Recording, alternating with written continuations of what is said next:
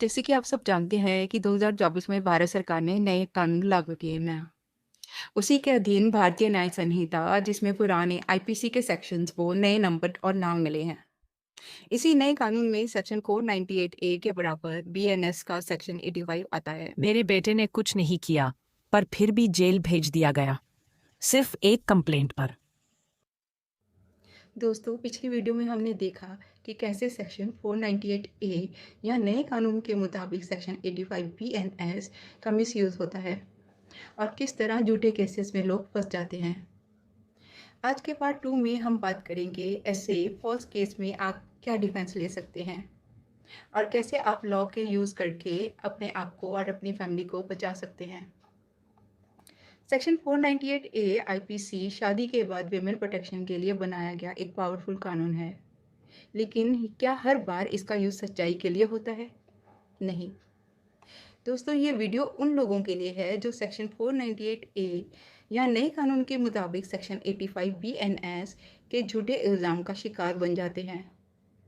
कई बार किसी personal revenge, ego clash या इमोशनल प्रेशर में लोग गलत एफआईआर करवा देते हैं। 498 ए का मिसयूज़ कोर्ट्स भी मानती हैं। 2005 में सुप्रीम कोर्ट ने कहा था 498 A is being used as a weapon rather than a shield by some women, यानी कि कुछ महिलाओं के द्वारा सेक्शन 498 ए को शील्ड के बजाय वेपन के रूप में इस्तेमाल किया जा रहा है। तो आइए हम बात करते हैं सेक्शन 498 ए के मिसयूज़ की। और सबसे इम्पॉर्टेंट, अगर आप पर झूठा केस हो जाए तो आप क्या कर सकते हैं।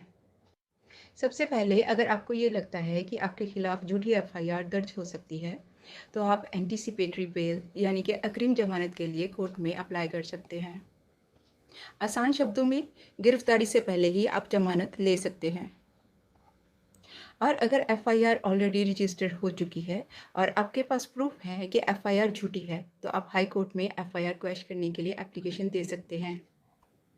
क्वैशिंग का यहाँ तात्पर्य झूठी एफआईआर का हाई कोर्ट से ख़त्म करवाना है।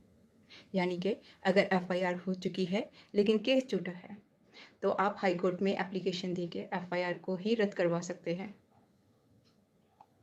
इसके अलावा अगर एफआईआर या कंप्लेंट झूठी साबित होती है तो आप अपनी तरफ से भी काउंटर केस फाइल कर सकते हैं।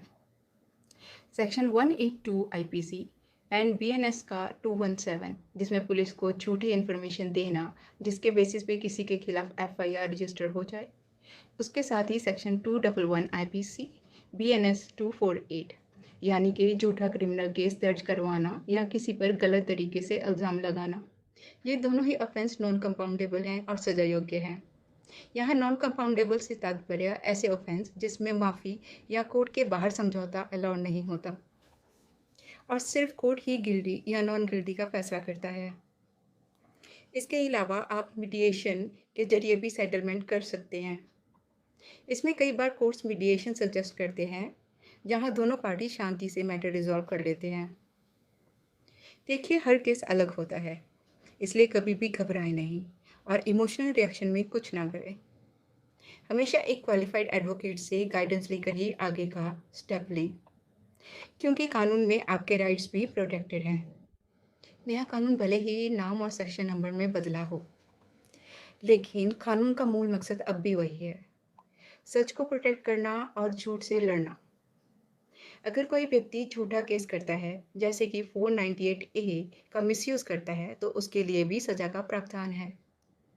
लेकिन ये सब के बीच एक बड़ी खबर ये है कि सुप्रीम कोर्ट ने अब एक स्ट्रॉन्ग गाइडलाइन दी है जिसमें कहा गया है कि सेक्शन 498 ए और 85 बीएनएस में अब अरेस्ट वारंट नहीं होगा।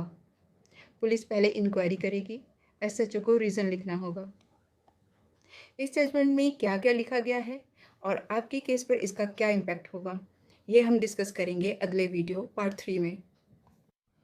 तो न्यायनामा टीवी को सब्सक्राइब करना ना भूलें ताकि आपको मिले हर लीगल मुद्दे पर सही जानकारी सिंपल भाषा में। तो मिलते हैं नेक्स्ट वीडियो में। जय हिंद।